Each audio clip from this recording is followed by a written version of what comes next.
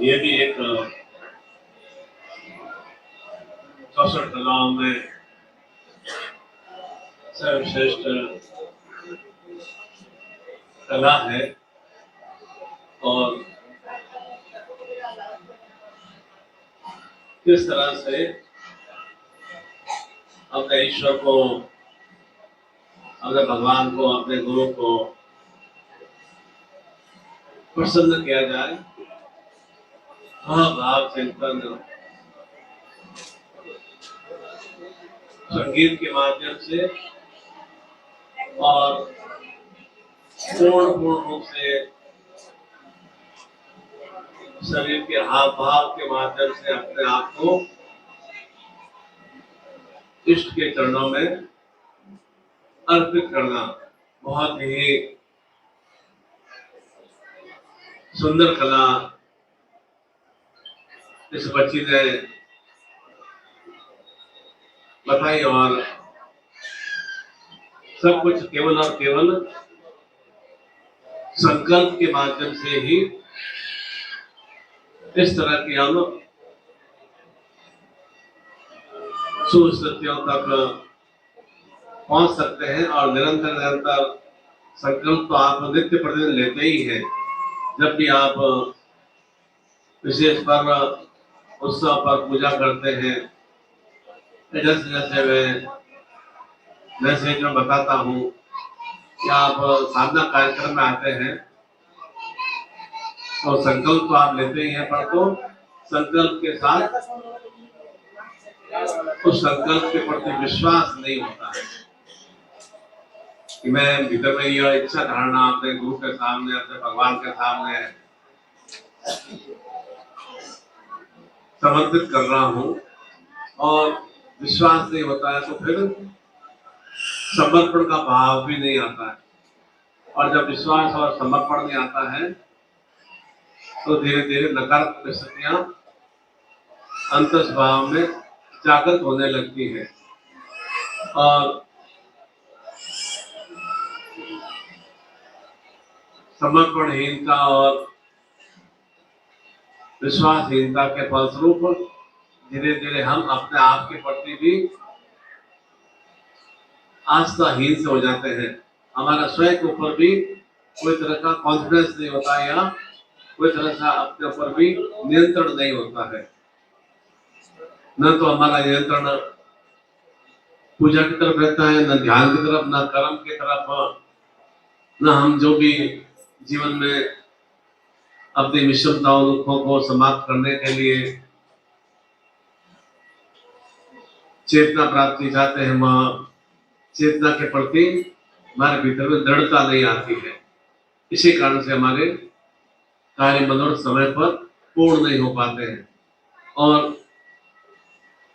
फिर भी यदि हम संकल्प ले भी लेते हैं तो आधे अधूरे मन से हम क्रिया करते हैं तो वह संकल्प कुछ समय बाद में टूट सा जाता है, समाप्त सा हो जाता है और हम वैसे ही यथा स्थिति में, क्योंकि कहीं भी परिवर्तन करना होता है तो बहुत ही भीतर में छटपटाहट सी होती है। किसी भी विसंगति को या कुभावों को या अनगल क्रियाओं को त्यागना होता है तो उसके लिए भीतर में बहुत ही मन बेचैन सा बना रहता है, अनमना सा बना रहता है। इस तरह का मुझे त्याग करना होगा और मैं कर नहीं पाऊंगा और हम उसी के भाव चिंतन से यथा स्थिति में ही अपने जीवन को निरंतर निरंतर केवल और केवल चलाते रहते हैं, क्रियाशील नहीं करते। और क्रियाशील करते हैं तो इस तरह की विषम स्थितियों की धारणा चिंतन हमारे भीतर में नहीं आती है। इसलिए कहा जाता है कि यदि जीवन में कुछ श्रेष्ठ परिवर्तन चाहते हैं तो और संकल्प में भीतर भीतर निरंतर निरंतर आत्म मंथन करना चाहिए, निरंतर चिंतन करना चाहिए कि लघु लघु संकल्प है, लघु लघु सी इच्छाएं हैं, और उन कामना इच्छाओं की पूर्णता के लिए भी मेरे भीतर में इतनी ताकत ऊर्जा नहीं है, शक्ति नहीं है कि मैं उसका पूर्णता से पालन कर सकूं। जब यह निरंतर निरंतर चिंतन करेंगे कि मैं इस जगन्नाथपुरी धाम में क्या संकल्प लेकर जा रहा हूँ और निरंतर मुझे किस तरह से आगे बढ़ने का भाव चिंतन करना है, अपने जीवन को किस तरह से देव में बनाना है, जिससे कि मैं इन संताप कष्ट रूपी, इन मलिन और दुख विषाद असुर रूपी जीवन से मैं निजात पा सकूं और उसमें परिवर्तन आ सके। सब कुछ भीतर में परिवर्तन आता है। रोग भी होते हैं तो रोग में हम जैसे जैसे हमें डॉक्टर निर्देश करता है तो हम दवा लेते हैं तो हमारा स्वस्थता को हम प्राप्त हो जाते हैं, आरोग्यता को प्राप्त हो जाते हैं। ठीक उसी तरह से जीवन को भी सुंदर में और स्वस्थ में बनाना है तो भीतर में वह एक लघु स्वरूप में संकल्प लेना होगा, और संकल्प के साथ निरंतर निरंतर उसमें क्रियात्मक भाव, गति का भाव रखना होगा। सब कुछ आप ईश्वर के ऊपर छोड़ देंगे, भगवान के ऊपर, गुरु के ऊपर छोड़ देंगे तो फिर गुरु या भगवान भी कोई भी सहायता नहीं कर पाते हैं कि मैंने तो इसको संकल्प दिलाया, इतनी मैंने अपनी ऊर्जा चेतना उसको प्रदान की और उसे उसका सही रूप से सदुपयोग नहीं किया, और इसी कारण से वे निरंतर निरंतर दुखपूर्ण या हताशपूर्ण जीवन ही व्यतीत करते हैं। और कहा भी जाता है कि वृक्ष की डाली काटने से वृक्ष नहीं सूखता है। जीवन में यदि कोई ईगो भाव आ जाता है तो जीवन कोई बहुत ही संतापग्रस्त नहीं बनता है। वृक्ष कब सूखता है? जब उसकी जड़ों को काट दिया जाए। ठीक उसी तरह से हमारे भीतर में भी जो वर्दी के भाव चिंतन है, उन जड़ों में ही हम संचरण नहीं करते हैं तो हमारा जीवन एकदम रूखापन सा या सुस्त सा बन जाता है। इसलिए जीवन को हरा भरा बनाना है और निरंतर निरंतर अपने शरीर रूपी वृक्ष का संचरण करना होता है, और संचरण के साथ साथ उसमें वृद्धि का भाव भी करना होता है। इसलिए कहते हैं कि जब जीवन में सुख मिले, सुख तो मिलता ही है, शरीर मेरा स्वस्थ है, संतान है, घर है, गाड़ी है, सब कुछ सुख तो ही, खाने पीने को ठीक मिल रहा है, तो सुख मिले तो मिठाई समझकर उसको चखना चाहिए, उसका स्वाद लेना चाहिए। और दुख मिले तो कड़वी दवा समझकर उसे भी ग्रहण करना चाहिए। ऐसा नहीं कि दुख मिल गया आप हताश निराश हो गए, तो वो भी एक तरह से कड़वी दवा है, वो हमें आगे बहुत अधिक सुखमय स्थितियों की ओर अग्रसर कर रही है। इसलिए दुख मिले तो कड़वी दवा समझकर उसे ग्रहण कर लेना चाहिए, और सुख मिलता है तो मिठाई की तरह चखना चाहिए, मिठाई की तरह अगर बगर खाना नहीं चाहिए, बस उसी भोग विलास में लिप्त रहूं। और भोग विलास में स्थिति आने से ही जब जो छूट जाता है ना, तो फिर बहुत कष्ट पीड़ा बनती है। अरे मैं इतना पहले आराम से रह रहा था, इतना सुख भोग रहा था, इतना ऐसा आराम कर रहा था, अब मेरे हाथ से सब कुछ छिन गया, सब धीरे धीरे कम हो गया, फिर शरीर साथ नहीं दे रहा है, तो हमें बहुत अधिक पीड़ा महसूस होती है। और यदि हम उस सुख को एक मिठाई की तरह चखने की क्रिया करते हैं तो निरंतर निरंतर सुखों में बराबर वृद्धि होती रहती है। और दुख जो आता है तो हम एकदम अपने आप को बिल्कुल ही न्यून सा बना लेते हैं, बहुत छोटा सा बना लेते हैं, और न्यून सा बनाने के बाद में अनेक अनेक तरह का भीतर में डर, भय, अवसाद, द्वेष, नश्यता, ईर्ष्या, इस तरह की अंतर्गत क्रिया हमारे जीवन में विस्तारित होने लगती है। उन्हीं के निवारण के लिए ही विशेष रूप से वह सदगुरु जो है शक्तिपाल दीक्षा के रूप में चेतना प्रदान करता है कि मैं तुम्हें वह शुभ शक्ति प्रदान कर रहा हूँ, जिससे कि उस शुभ शक्ति के माध्यम से तुम वापस पुनः पेड़ की तरह, हरे भरे वृक्ष की तरह जीवन जागृत में चैतन्य में बन सको, और शुभ शक्ति का चेतना प्रदान करने का भाव चिंतन भी रहता है।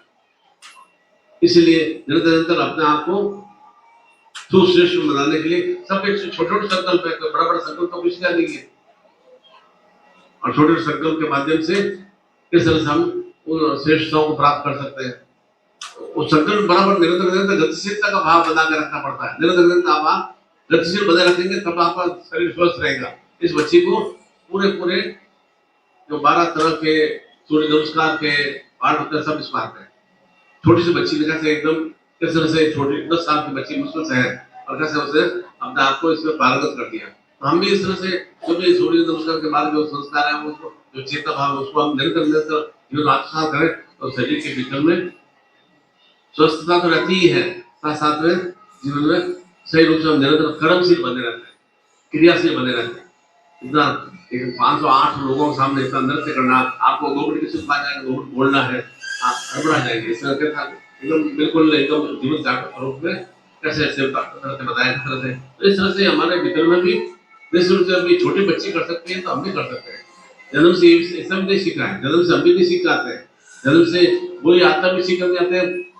खराब आते हैं या अच्छे आता भी सीख कर नहीं आते हैं, सब कुछ हमें इसी जन्म में हमें प्राप्त करना होता है। इसलिए जीवन हमारे हाथ में,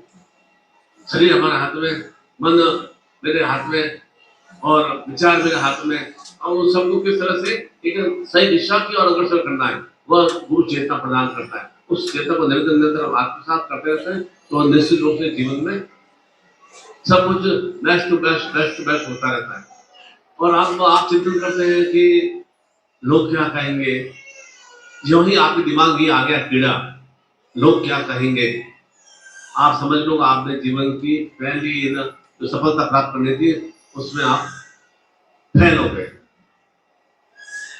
सफलता किसको प्राप्त करनी है? मुझे स्वयं को करनी है। लोग क्या कहेंगे कहते दो ना, उनका क्या चिंतन करना, परिवार वाले क्या कहेंगे, माता पिता क्या कहेंगे, भाई बहन क्या कहेंगे, उनका चिंतन क्या करना। जब ही आपने सोच लिया कि लोग क्या कहेंगे, मैं ऐसा पूजा में जा रहा हूँ, मैं वहाँ सादा में जा रहा हूँ, जगन्नाथपुरी जा रहा हूँ, वहां पर मैं कोई धार्मिक यात्रा पे जा रहा हूँ, लोग क्या कहेंगे, या मैं ये निरंतर आधा घंटा पूजा कर रहा हूँ, लोग क्या कहेंगे, जो ये सोच लिया तो आपको मंत्र का भी किसी भी स्वरूप में सुफल की प्राप्ति नहीं होगी। इसलिए आपने इन 3 दिवसों में जो भी पूजा साधना मंत्र जाप किया है और जो भी कामना इच्छा लेकर आए हैं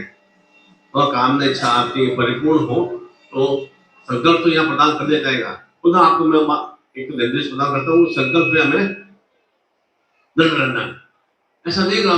जैसे आपके चित्त में मेरा चित्त, आपके प्राण में मेरे प्राण है, ऐसा चिंतन तो आप बोलते भी हो और मुझे ये चीजें प्राप्त हुई है तो उसको निरंतर आपको गति भी प्रदान करना है। उसके लिए ऐसा नहीं है कि आपको सब घर परिवार छोड़ देना है, पत्नी को या कर्म करना छोड़ देना है, निरंतर वैसी वैसी क्रिया करनी है। उस क्रियाओं में और अधिक उजासमय सत्या, प्रकाशमय सत्यों का विस्तार हो। इसीलिए अभी हम सत्यवाद की दीक्षा हुआ जो भगवान जगन्नाथ की योग भोग धनलक्ष्मी की और वह शास्त्र स्वरूप में शक्तियों की प्राप्ति की दीक्षा है, उसके साथ साथ जो भी आपकी गुरु दीक्षा है और शक्तिवाद दीक्षा है वह भी हम वहाँ लाइट हाउस के सामने इस समुद्र देवता के श्री चरणों में अपने आप को स्थापित करते हुए वहाँ सत्यवाद की दीक्षा ग्रहण करेंगे, जिससे कि जो समुद्र में अनेक सैकड़ों नदियां प्रवाहित होती है उसके भाव चिंतन से हमें वह हमारे भीतर में भी और अधिक सूचित और सुश्रेष्ठता का विस्तार हो। इसलिए जो भी आपकी मनोकामना इच्छा धारणा है, अमुक अमुक में कामना लेकर यहाँ जगन्नाथपुरी कामना आया हूँ, मेरी कामना संकल्प भाव के साथ संपन्न हो सके और मुझे निरंतर गुरु चेतना प्रदान करता रहे। गुरु तो निरंतर चेतना प्रदान करता ही है, पर भीतर में ऊर्जा भाव भी तो होना चाहिए। जो सुबह देर तक सोते रहते हैं, रात्रि में देर तक जागते रहते हैं और अन्न समय में भोजन करते रहते हैं और आलिस प्रमाद करते रहते हैं और बड़ा गप्पे मारते रहते हैं, अपने आप को बड़ा बनाने की कोशिश करते हैं या बड़प्पन की बातें करते हैं, अपने जीवन में कभी बढ़ते नहीं करते। समय सब कुछ नियोजित होना चाहिए और इसमें कोई बड़ी बात नहीं। ये देखा तो आप 2 घंटे सोए, सोना 7 घंटे जरूरी है और खाना भी 2 बार समय पे खाना भी जरूरी है, वो भी खत्म। अपना कर्म भी करना जरूरी है, अपना परिवार का कर्तव्य पूरा करना भी जरूरी है। उसके बाद में आपको जब भी ऐसा थोड़ा समय मिले आपके भीतर में अपने इष्ट के प्रति, अपने सदगुरु के प्रति नम्रता का भाव हो, समर्पण का भाव हो। आप अपने इष्ट को, अपने सदगुरु को मित्र के रूप में उसका ध्यान चिंतन करते हैं तो मित्र रूप में प्राप्त होता है, भाई के रूप में उसका ध्यान चिंतन करते भाई के रूप में प्राप्त होता है, सखा के रूप में प्राप्त करते हैं, दोस्त के रूप में तो सखा के रूप में आपको गुरु आपको प्राप्त होता है। आप उसको अपना एक सहयोगी रूप में करते हैं तो सहयोग रूप, शत्रु रूप में करते हैं शत्रु रूप में प्राप्त होता है। आप वो पति के रूप में स्वीकार करते हैं, पति के रूप में स्वीकार करते हैं, उसी स्वरूप में वो आपको प्राप्त होता है। जिस रूप में आप अपने इष्ट को, अपने सदगुरु को आप चिंतन भाव रखेंगे, ये मेरा सखा है, ये मेरा मित्र है, ये मेरा दोस्त है, ये मेरा सहयोगी है या मेरा पार्टनर है, उसी तरह से गुरु आपके साथ रहता है। इस तरह का आप चिंतन भाव रखेंगे तो निश्चित रूप से जो भी हमारी कामना इच्छाएं वे हमने इच्छाएं अवश्य ही परिपूर्ण होती ही है। अब संकल्प लेंगे, हाथ जोड़ लेंगे, पुनः अब उच्चारण के साथ ओम की ध्वनि करेंगे।